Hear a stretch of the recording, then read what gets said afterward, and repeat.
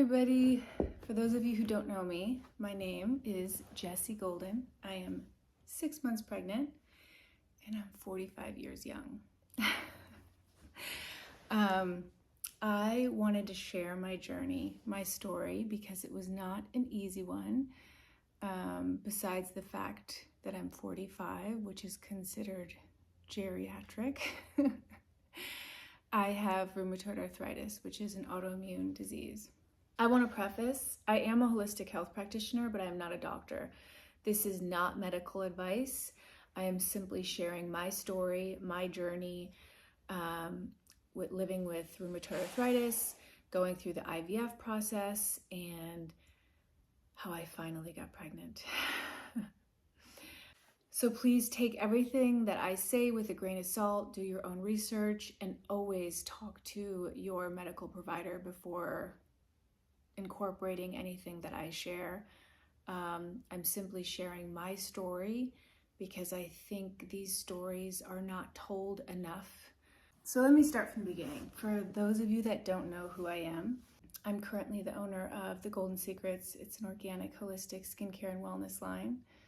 But I grew up in Chicago. I was a ballerina, navigated into yoga from the age of 19, just fell in love. Gave birth to my son, he's back here, who's now 19, at home naturally. It was the most amazing experience. Got pregnant unexpectedly and just had the most amazing magical birth, magical motherhood, even though I was a single mom. Our relationship is just so beautiful. So I've always wanted to have more children. When he was 4 years old, I was diagnosed with rheumatoid arthritis, which, if you don't know what that is, it's a systemic autoimmune disease that not only affects the synovial joints, all the joints that move, but the entire body. So I went on this healing journey. I was just super motivated to do everything that I could holistically. And after not walking for an entire year of my life, which was probably the biggest life lesson somebody like me who was a ballerina and a yogi, used to using their body for everything, could have learned. And it really turned me inward. I came out the other end and I was able to, what I like to say is, thrive despite the disease. I ended up writing a book called The Golden Secrets to Optimal Health, and I was running my company, The Golden Secrets, and I was just living my life. And then I met the love of my life, Devin Long. He plays Thorfinn on CBS Ghosts, if you're wondering. And during COVID, like so many, we were like, let's start trying. So I thought, oh my gosh, okay, so this could take a long time, because I had my son when I was 25 years old, and I've had a lot of friends that have had challenging roads since then, and I've seen a lot of people try. And I remember even my doctor at one point saying, you know, if you try for a year and you can't get pregnant, you know, then we'll have a conversation. So I assumed, being 40 years old, that it was going to take a long time. And to my surprise, we got pregnant the second month. We were so elated, we were so excited. Devin doesn't have any biological children of his own, although he considers Kaleo, my son, his. We were just so excited. And then 8 weeks later, I didn't even make it to my first visit. This was right in the middle of COVID, to my first OB visit. I miscarried. It was the most devastating, one of the most devastating experiences of my life. And something that I remember that helped me so much was, we got a Bodhi here. So I remember when I miscarried, something that helped me was thinking about all the women that had shared that they had a miscarriage in their life. And I remember when each and every single one of them would share that vulnerable story with me, I would have so much compassion for them, and I would wish that they wouldn't feel like it was their fault. So I really drew on that when I went through it myself, which is part of the reason why I'm sharing my story, because I never want people to think that they're alone. And I think especially with social media, we see the highlight reels and we see the fact that I'm 45 and pregnant, but a lot of people don't know the road that it was to get here. So that's the part that I want to share. Bodhi, you gonna help me? So after the miscarriage, I pulled my bootstraps up and we tried again. And so to our surprise, we got pregnant again. And we were excited, but we were a little hesitant to be so excited because of what we had just gone through. And sure enough, at 6 weeks, we miscarried again. So I kind of took it as a sign that maybe I just needed to relax, give my body a break. There's a whole other side note, but having had rheumatoid arthritis, my hands had locked up. At this point, I was still handcrafting all of my skincare at home. And I thought, you know what, maybe the universe is telling me to do my hand surgeries before I have this baby. So that's exactly what I ended up doing. I ended up doing my right hand. So I was out of commission for 6 months. I had one hand, had to do everything with my left hand, and then did my left hand and only had my right hand. Not to mention I was going to physical therapy for both just to learn how to use them again. After having gone under and the surgeries and the medications, I really felt like I needed to do a detox before I could even start trying again. So I gave myself about 6 months of detoxing, eating really clean, doing different detox protocols, sauna, red light, castor oil packs, all the things just to like really get my body in the position. I was intermittent fasting. Prior to that, I stopped intermittent fasting. I intuitively felt like I wanted to put more fat on my body, eating a really healthy ancestral diet, West Innate Price style. And at the same time, my husband booked the show that I was just telling you about on CBS called Ghosts, and they moved the location to Canada. So he was gonna be leaving for about 6 months. And I was freaking out because I really felt my clock ticking. And I was like, we can't wait another 6 months. So I went and saw my OB, and she was very sweet. She was very supportive. She did my AMH testing, which that's the first suggestion that I would offer anybody if they're curious to see like where their levels are at. Like nowadays you can get your AMH checked, where they check to see like how many eggs you have, if it's looking good or if it's looking grim, just so you can kind of prepare. That was all good. So she did say, you know, maybe you should go see an IVF doctor just because at your age, you might not have as many good eggs, which is like such a joy. I don't know the statistics on it, but I know it's not very good. I think after 35, it's like 1 in 7 eggs are good, which could be the reason why I was possibly miscarrying. At least that's what we thought at the time. So I reluctantly went to an IVF doctor after talking to a few women in my lives that I knew had gone under IVF and actually had positive stories. I never thought in a million years that this would be my story. A, that I would ever have a miscarriage, let alone 2, and B, that I would ever even consider IVF. But because my husband was leaving, I was feeling very anxious. And one of the first questions I asked the IVF doctor was, could you get me pregnant if my husband's not here? And he said yes. So he actually explained to me that that happens a lot, where men have to leave the country, and as long as they have the sperm, they can make the embryos and da-da-da. But the thing that really got my husband and I excited was the technology they have now, where they can test the embryos for genetic disorders. So it would rule out that being an issue, and then they would transfer just the good embryo, giving me hopefully more of a likelihood to be able to retain the pregnancy. So this whole world was a whole new world, and man, is it a world. If you have been through it, you know exactly what I'm talking about. But the IVF world is like a conveyor belt. It's just like there's one woman after another. We're all on these different cycles that they put us on, and the medication is very intense. The whole thing about it is exhausting and time consuming. I almost felt like I had to put my life on hold, not to mention that my husband was gone. He was away working in a different country. It was just me and my son, and he actually had to help me sometimes with some of the shots. And I have a very sensitive constitution, which I've always known about myself. So I was very anxious about having to go on all these different types of hormones, something that I had no idea about. And I don't know if all IVF clinics do this, but the first thing they do is they put you on birth control. And this really has nothing to do with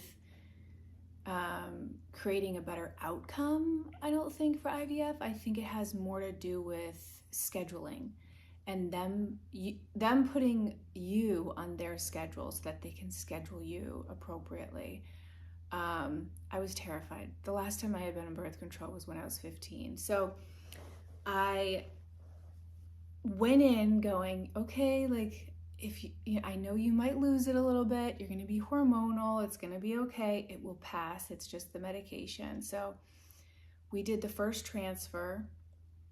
I can't remember how many eggs we got, but we only got one good embryo. So they do this whole test. It's called a 5-day blastocyst to see which ones kind of like make it. And we only had one make it. So my doctor at the time said, you're already in it. You might as well just do another retrieval while we're already doing it and see if you could get some more. Because all I was thinking is, I don't want to go through this again. Like, it was so hard on my body.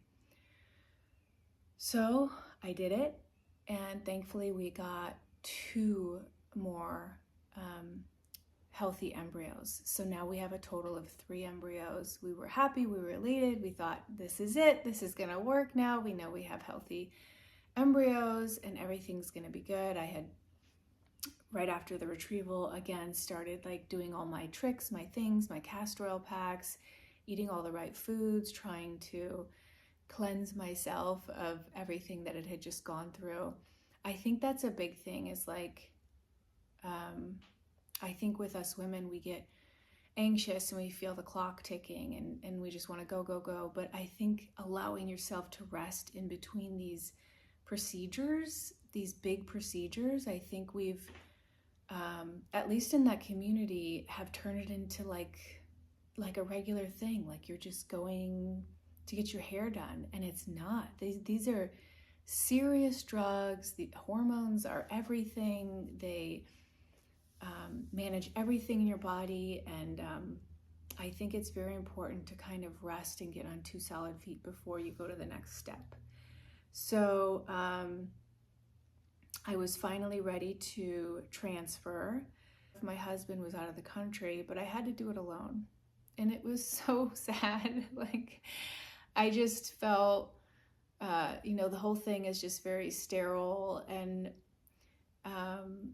the complete opposite of like everything you would imagine about creating a child. And long story short, the transfer didn't work. I'm very sensitive, like with my body, I can feel everything. And I actually felt like the moment that it didn't take. It was just like my body was like, nope. So pulled my bootstraps up again and did another transfer. And they were going to call me 10 days after with the results, which happened to be my birthday, December 2nd. Intuitively, I already knew that it didn't work, but I was hoping that I would get good news. Again, I was alone. My husband was out of town. I got the phone call on my birthday, and it was just that was probably even more devastating than the 2 miscarriages. So at that point, it was 2 failed miscarriages, 2 failed transfers. I just felt so defeated. I felt like, why is this happening to me? You know, the whole thing that you go through when something tragic happens in your life. And I pretty much cried and isolated myself that entire day. It was a really, not just that day. I mean, it was tough. I have learned through challenges in my life, like living with rheumatoid arthritis and being a single mom and being on my own since I was 17, to kind of, like I said, pull your bootstraps up and put a smile on and keep going and find gratitude in something. But that was probably even harder because I think I was still detoxing and coming off of the hormones. So that's when I started doing crazy research. I'm a researcher anyways, but I mean, I made it it became an obsession where I wanted to talk to any women that had been through anything like this. I was just constantly researching, constantly searching for answers. Like, I only have 1 embryo left. Like, what are we gonna do? Like, do we try naturally? Do we do the embryo? Do I do this again? Like, what are we doing? I knew that I needed to have Devin home, obviously, before I could make another decision, because I was just so devastated. And one of the biggest things that helped me, believe it or not, are Facebook groups. I can't remember how I found them or who had told me, but I started finding these Facebook groups that pertain to me, like women trying to get pregnant over 40, IVF over 40, autoimmune disease and pregnancy, these kinds of things. And these groups are so powerful because there are thousands of women in these groups, some of them that have been going through fertility challenges for years, unfortunately, and they have so much wisdom to share. Things that you're not going to hear from your doctor, things that might be a little bit more unconventional. And I just started scrolling these pages, joining these pages, asking questions like, who has rheumatoid arthritis? Has anybody been successful? All these kinds of things. On another note, another thing that I had already been doing for rheumatoid arthritis was taking this non-toxic drug called low-dose naltrexone, LDN. In the regular dose naltrexone, it's actually used for opioid addiction. But they discovered in small doses that it helps modulate the immune system, helping with numerous autoimmune diseases, including rheumatoid arthritis. But it also helps with fertility. But when I would talk to my regular doctors about it, everyone was like, no, you have to stop that. You have to stop that. Even though intuitively I felt like, oh, I don't know. I felt like I should have been taking it after all the studies that I had read. Like, there's doctors in Europe. There's even there's a facility in New York that advocates for it, an IVF clinic. So I was like, I think I need to stay on it. And a lot of doctors didn't even know what I was talking about. So that's when I was like, I need to take my life into my own hands and be my own advocate. So I went back on LDN, and then through one of these Facebook groups, I found a reproductive immunologist. I don't know if this is true, but I heard there's only 5 in the country, which is wild to me. Most of them were impossible to get into. This one place, which is in Northern California, called the Allen Beer Center, I think it was like a 4-month wait, but at least it was remote and I was able to get in. So I just made the appointment. And I think the first thing was they just did a ton of blood work. And this wasn't like, I'm checking your progesterone, I'm checking your estrogen, I'm checking your AMH. This was like blood tests and panels that I've never in my life, living with a chronic disease for 16 years, had tested. It was so vast, and they were looking at things that nobody's ever looked at before. And I think that's one of the biggest things that I want to get across, is that you have to be your own advocate. I unfortunately just kind of got lost through the shuffle in the IVF world. And I think because of my age, everyone was just like, oh, it's just her age. And nobody was looking at the fact that I had an autoimmune disease. They were like, yeah, you have the RA factor, or yeah, your inflammation is high, but like no one was saying, let's treat that. Let's get that under control before we do a transfer, before you try. Nobody was saying any of that until I went to the Allen Beer Center. The first meeting I had with them was so disheartening. The statistics were grim. They told me I had to do all these things, and if I did all these things, maybe, I don't remember what the percentage was because I think I blocked out the entire conversation. I remember getting off the phone and just crying again, feeling like this is never going to happen. This is like, I just felt like I had to climb Mount Everest. Every day was just a new challenge. Meanwhile, my entire life felt like it was on hold, because for the last 4 years, by the way, it had been 4 years, I was either pregnant, trying to get pregnant, or recovering from a miscarriage or a failed transfer or a retrieval or a transfer. It was just, my body was done. And mentally, I was also, for the first time in my life, not doing well. And I think it was because of the medications.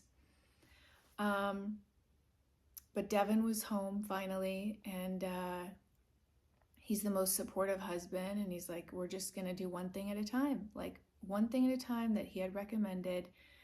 The bottom line for me, and my story is unique, and it might be different than yours, but I think the summary of it is the same, meaning you have to be your own advocate. If you have more than 2 miscarriages, more than 2 failed transfers, like, you need to dive deeper. You need to look into other things. Just because I have an autoimmune disease doesn't mean that these issues are just for me. There's even some women that don't have autoimmune disease that have like high natural killer cells or high antibodies that could basically attack the embryo. So that's what we discovered, is exactly what my body was doing. Rheumatoid arthritis supposedly attacks healthy cells, sees them as bad cells. And that's kind of what was happening with the embryo. It was noticing the embryo as a foreign object and just rejecting it. So Allen Beer Center said, we have to get your body into a calm state so that it's like babyfied. That's not the word they used, but that's the word I'm going to use. And you are not allowed to even try until we clear you. So some of the things that they had me do, which feels so counterintuitive than everything that I've ever done. I'm a holistic health practitioner, so I'm always like nature first and healing with natural remedies and herbs. And of course, when you're about to try and get pregnant, like, you have to clean your lifestyle up. It seemed so counterintuitive to be given this list of treatments and medications and unconventional things that I needed to do before having a baby. But at this point, I was willing to do everything and anything because we only had 1 embryo left. So I'm going to share some of the things that he had us do. One of the craziest things that we had to do was something called LIT procedure. I just want to preface, I am not an expert on any of this. I am simply sharing my story. So always do your own due diligence and research and speak to your medical professional. But he recommended that we do this thing called LIT procedure. It is actually illegal in the United States. It's legal in Tijuana, and I believe Canada and Australia. So basically they take Devin's blood, they do something to it for 4 hours, spin it, I don't know, kind of reminded me of like PRP, like facial. And then they injected into my arm in 8 different places. And it kind of created like an allergic reaction. It reminded me of like an allergy test. I've never had an allergy test, but I've heard of other people having them. And they warned me, they said, you are going to probably get red, your arms are going to get sore. The whole point of it is trying to introduce Devon's stuff into my body so that I recognize it as a friend instead of a foe. I can't remember what my levels were at. I want to say they were around 15, and I think they wanted me to be above 40 or something. So they said we were going to have to do that twice, 2 months in a row. This was an adventure. We walked across the border, went to some crazy clinic in the middle of nowhere. Some guy picked us up in a car. I mean, there was a bunch of other couples there that were actually really sweet. We became friends with one of them. But none of us spoke Spanish, and a lot of the team didn't speak English, so they were getting husbands confused. And I was like, I just wanted to make sure that I was gonna get the right husband injected back into me. Because after they take Devon's blood, they tell you to leave for 4 hours and go get lunch, and then you come back, and then they just inject these random needles. So it was a little intense, but we did it. We got through it. We tried to make the most of it. We stayed at a hotel in San Diego and tried to make like a fun thing of it. And then for 2 weeks, I wasn't allowed to like lift any heavy weights, take any allergy medicine, of course. Don't itch the arms. Don't put anything on my skin, where they had to inject it. And then we did it again, I think probably a month later, same exact thing, and it worked. I think my results ended up being like above 50. So that point, Alan Beer Center said, you have 6 months from this time to get pregnant. But there was other things that I was having to do as well. For the first time in years, I went back on Enbrel, which is a TNF blocker, a biological drug for the treatment of rheumatoid arthritis, and I think some other autoimmune diseases. Again, so counterintuitive to what I wanted to do, especially knowing I was looking so forward to these stories of women going into remission. I think it's like 80% of women go into remission when they get pregnant that have rheumatoid arthritis. But I found out not only from the Alan Beer Center, but I asked my rheumatologist about it, and she said that Humira and Enbrel have been used off-label for years for pregnancy for exactly this reason, for women that have overactive immune systems.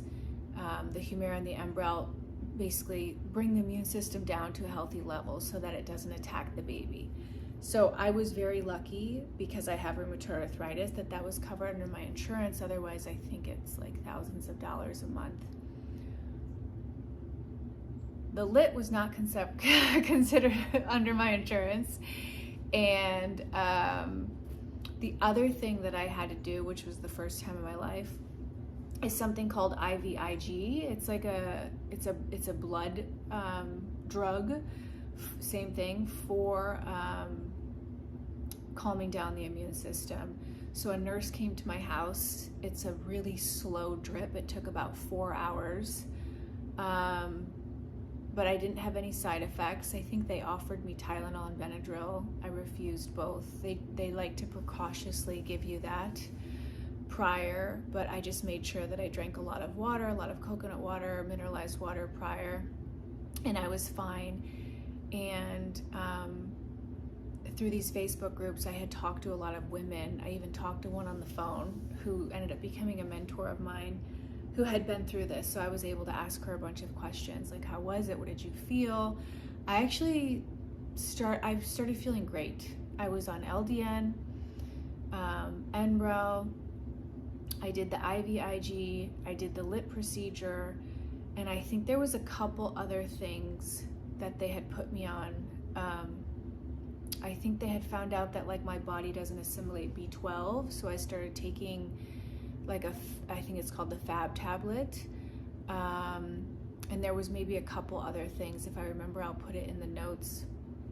But the bottom line is, without this reproductive immunologist, I would not be pregnant right now. So they put me on this entire protocol.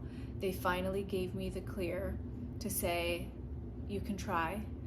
And I switched doctors at my clinic to somebody who kind of worked hand in hand with the Alan Beer Center, because a lot of IVF doctors kind of dismiss these kinds of things. And I think that's what happened with me, is I ended up getting missed because, you know, some doctors don't like believing in this kind of things. So I changed doctors, and my husband was home. We were able to do the transfer while he was home, which felt so good to me, like just to have him there holding my hand, supporting me. The clinic put on Enya music for me. I was calm, I was relaxed, I felt good. We got to see the embryo go in. It's like, it's such a crazy experience. And I think the best part is something that I didn't get to do for the other transfers, is I just came home and I rested. My husband's a big, like, he just loves taking care of me, which is like, I could cry just thinking about it.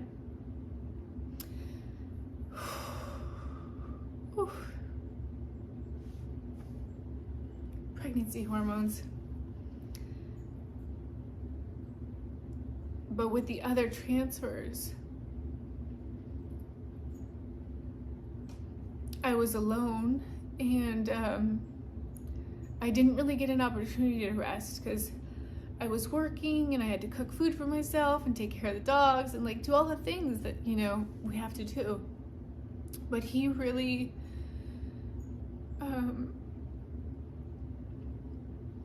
laid me on this couch right here and just took care of me. And I did not all the things, because there's this weird thing that people do in the IVF world, is they go get McDonald's French fries after a transfer and they think it's like good luck. I haven't had McDonald's for probably 35 years and I'm definitely not going to do it right after, especially, oh my gosh, those fries are just genetically modified and in seed oils, and they're just the most awful thing. But what I did do is, prior to the transfer, I was adamant about castor oil packs. I'm a big believer in castor oil packs because having to take all that estrogen created a lot of inflammation. Estrogen is like putting gasoline on inflammation. So for the first time in my life, I was having like period cramps and I just felt off. And again, I knew it was from the drugs, especially the estrogen. So I did the castor oil packs, and then after the transfer, I came home and I drank a lot of like broths and warm food. I stayed away from anything cold. They talk about keeping the womb warm, keeping your feet warm. You know, some doctors say you don't have to rest at all. Other doctors say rest for 3 days. Some doctors say rest for a week. I just wanted to take advantage of having my husband home.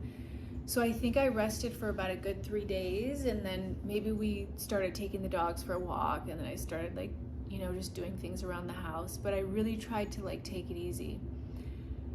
I did not want to get my hopes up. I did not want to be disappointed. I was so scared that I didn't even film myself doing the pregnancy test. Most IVF, I think all IVF places recommend you don't do a pregnancy test at home. They want you to wait the full 10 days and come in and do a blood test. But if you go to any of these Facebook groups, you'll see that like we're all crazy, and like day 4 we're already starting to like pee on a stick. But I tried to hold it off. I think I tested probably around day 7. Didn't film it because I just didn't think I just didn't think it worked. And maybe it's not that I didn't think it's worked. I just didn't want to get my hopes up. I was in complete shock. Like, complete shock. I can't even remember how I told Devin. Like, the whole thing is such a blur. And then, of course, we went to the doctor on day 10 and they confirmed the pregnancy. But I wasn't like overjoyed like I was the first time I got pregnant, because I still felt like I wasn't out of the woods. And the Alan Beer Center still had a protocol. If you're positive, now we do this. And if anybody who's been through IVF knows that you do like the beta testing, I think it's every 2 or 3 days, and your numbers need to increase or double. I can't remember exactly what it is in order for it to be like a viable pregnancy. So every 2 or 3 days, my doctor would call me. Okay, we doubled. Okay, we're like, the numbers were just like off the charts, because I was like Googling everything. What's a normal number on day 5? You know, what's normal, whatever. So with each like positive thing, I was getting a little bit more confidence in the pregnancy. One more thing I want to mention that I totally forgot about was thyroid hormone. That's a pretty common one that they look at. And I've always had kind of thyroid issues since having rheumatoid arthritis, but the LDN actually helped modulate my thyroid as well. But for pregnancy, I think they want your TSH to be under 2.5, if I remember, or 2. So I got put on Synthroid, and right after, I can't remember what week it was, but my thyroid skyrocketed to like 4, and I just was so nervous, like maybe that's why I had miscarriages prior, you know. So they were really monitoring me. I had a whole team monitoring me, and this was a team that I put together. It's not like my IVF doctor was helping me navigate this or that. It's like I had my rheumatologist, I had the Alan Beer Center, I found a reproductive endocrinologist. So I was doing all my own due diligence and like trying to put this team together, and then I would ask all of them like, well, what do I do for this? What do I do for that? So my thyroid was still not going, getting to a good place. So I was still taking the LDN, and after reading all of these things on a Facebook group called LDN in Pregnancy, I went up to 4.5 milligrams. I think I was taking 3. My thyroid modulated, everything evened out. But for the first, I would say, like 13 weeks, it was hit or miss, where I was getting blood tests and getting checked, and I had to do, in total, I did 3 IVIGs, those 4-hour-long IVs. The last test I had, everything looked good, but they still test me every 4 weeks just to make sure that my numbers are good, because during certain phases of the pregnancy, the immune system can respond. And many of you already know that, you know, once the placenta takes over, the placenta helps modulate the immune system. Things do kind of coast off and get better. And I think that's usually around like 10 weeks, maybe a little sooner. The body is so miraculous. It's so amazing. So I'm 26 weeks pregnant, and I feel amazing. Everything looks good. I remember Devin saying, once you are pregnant or once you're holding our baby, like everything that you've gone through is not really going to matter. And it's so true. I mean, I felt like my life was over for 4 years. It was so challenging in so many ways. And now that I'm pregnant, it was all worth it. So that is my story. Please ask any questions in the comments below. Make sure to follow me on Instagram. That's where I'm the most active, at Jessie Golden, JESSEGOLDEN. Ask me any questions below. I will try and do my best to answer them. And I hope that something I shared inspires you or helps you in some way. I hope you have a beautiful day.